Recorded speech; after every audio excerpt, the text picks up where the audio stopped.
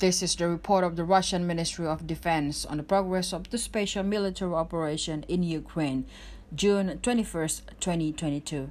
Around 5 a.m. on June 20th, the Kiev regime attempted to capture Snake Island. The plan for operation drawn up by the Kiev regime called for the launch of massive air and artillery strike on the Snake Island, landing troops and capturing it. More than 15 attacks and reconnaissance unmanned area vehicles was involved in the airstrikes, which was launched by two Bayraktar TB2 unmanned area vehicles. Russian agents spotted a United States Air Force Global Hawk RQ-4 strategic reconnaissance drone at a high altitude near Snake Island. The Ukrainian drones were in the air supported by S-300 air defense system from their combat position near Tuzla and Oshakov.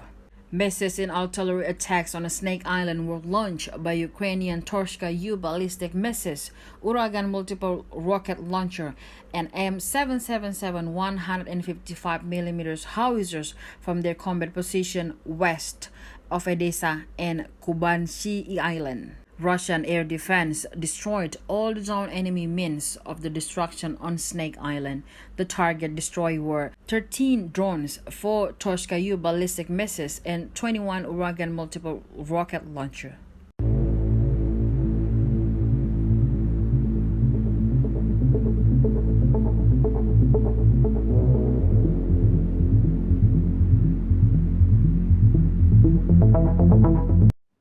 The armed forces of the Russian Federation continue the special military operation in Ukraine. On June 20 at about 5 o'clock in the morning, the Kiev regime attempted to capture Snake Island. The plan of the operation, composed by the Kiev regime, supposed to launch massive air and artillery attacks at Snake Island, to disembark troops and capture it.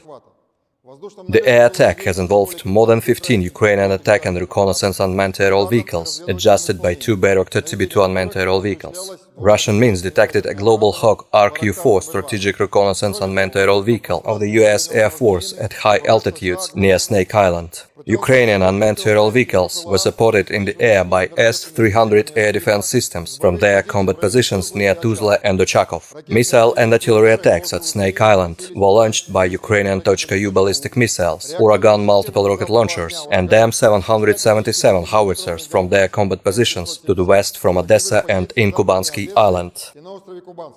Russian air defense means, namely Panzer and Tor air defense missile systems, have destroyed all the destruction means of the enemy launched at Snake Island. The destroyed targets were 13 unmanned aerial vehicles, 4 Torshka-U missiles, and 21 projectiles of Uragan multiple rocket launcher. No Ukrainian destruction means have reached their targets in Snake Island. The unsuccessful fire attack forced the enemy to abandon the landing to Snake Island. After being convinced that the attempt to seize the island had failed, the Kiev regime took an attempt of a new gamble related to Russian gas infrastructure facilities in the northwestern part of the Black Sea.